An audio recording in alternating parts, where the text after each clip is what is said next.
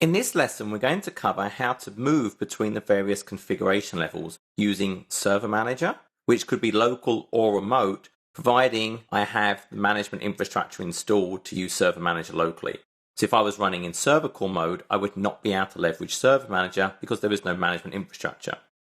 We can use PowerShell to change our configuration level using the various install Windows feature and uninstall Windows feature PowerShell commandlets. And I can also use DISM, which is a command line utility that can be used to add and remove Windows components, patches, drivers to both online, i.e. our current operating system, and offline images. This is actually a very, very powerful tool for image and operating system management. So I'm going to quickly cover all three of these. So firstly, if I was actually using a graphical interface, as I previously demonstrated, I can go into Manage, Add Roles and Features. I would select that either local, my own box, or remote if it's running server core, or if I just want to manage it remotely, which is often going to be the case. I navigate to my features, and then I would select which graphical level I wanted to add, i.e. graphical management and tools, graphical shell, and likewise if I was removing, I would have this same menu and I would unselect options. I can also do this through PowerShell. So if I go locally to this box, I can open up PowerShell, and I can, for example, if I wanted to move to the server GUI management infrastructure, which is that minimal server interface, and then restart, and it's going to install that component. So I'm going to let that run. You'll notice the name of the component I specified, server GUI management infra, represents the name I have in the box, showing the component you have to add to go to minimal server interface. Likewise, if I wanted to go to the server with a GUI, I would have also added the feature server GUI shell. What this process is actually doing now is if I installed this server as server core, the graphical shell and the management tools would not have been copied to the local file system. So it would either be pulling this down from Windows Update using a feature known as Features on Demand, which I'm going to cover in a future lesson, or if you have a server configured to be used for the attainment of components, it would be pulling that from a local server. If I'd initially installed this box as a server with a GUI and then removed the GUI, but then added it back using this command, the files would already be on the server and it would just pull them from the side-by-side assembly store. So I'm going to let this finish. The reboot has now completed and I'm logging into that server. What you'll see is I still have a server core main interface, so it's a command prompt, but I'll also now have access to local management tools. This actual process, time-wise, will depend on your exact server. Obviously, if this is a server core installation, and this is the first time you've added the GUI and it's pulling down the components from Windows Update, this may take 5 to 10 minutes depending on your internet connection. After that, it should be faster.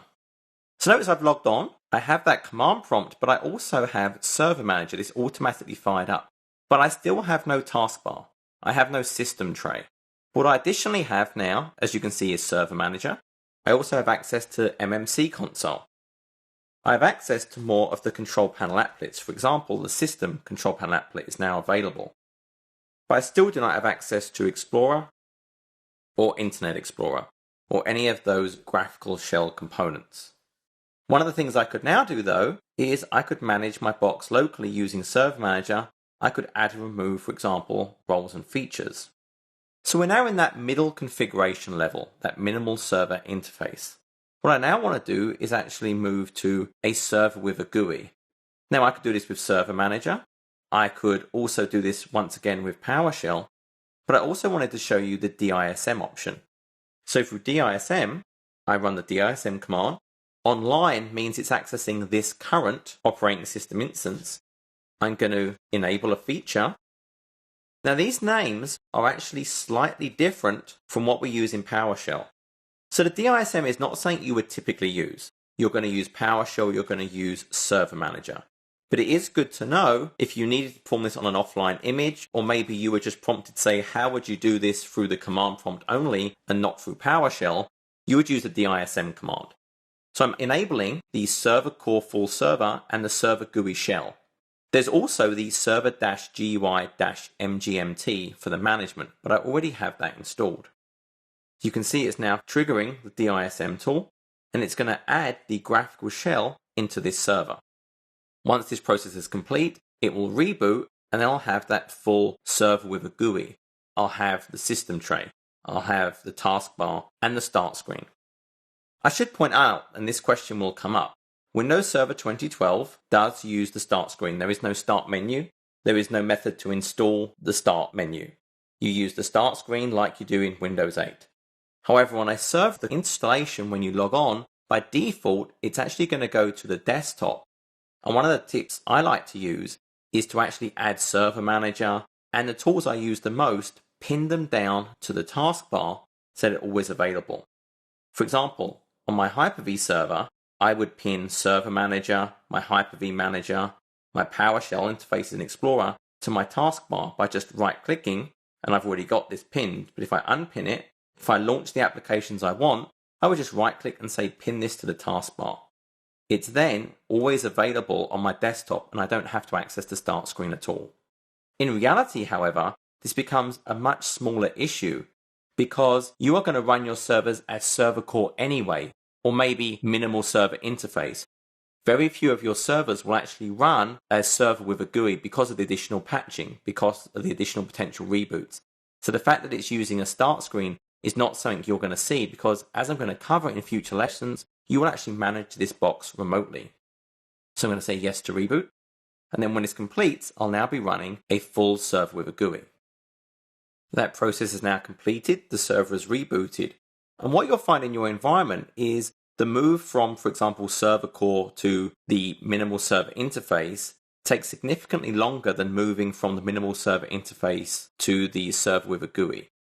Obviously, you can go directly from server core to server with a GUI. The reason is, if you look at the content, the management infrastructure and the management tools represents 3 to 4 gigabytes of additional data copied to disk. Whereas adding the graphical shell, iExplorer and Internet Explorer, is only a few hundred megabytes. So certainly in terms of disk footprint, the management infrastructure and tools is the large part of the operating system. So this server is now complete. I'm now running server with a GUI, and I have access to all those graphical elements. I have my taskbar, my system tray, I have the balloon tips, and yes, I have the start screen. To move backwards through the configuration levels, it would be exactly the same process. I can say remove roles and features. I would select the server. I'm now running this locally. And I would just unselect the component I didn't want. Likewise, I could use PowerShell, and for example, I could say uninstall Windows feature. And I, for example, wanted to just uninstall the server GUI shell, but leave the management infrastructure.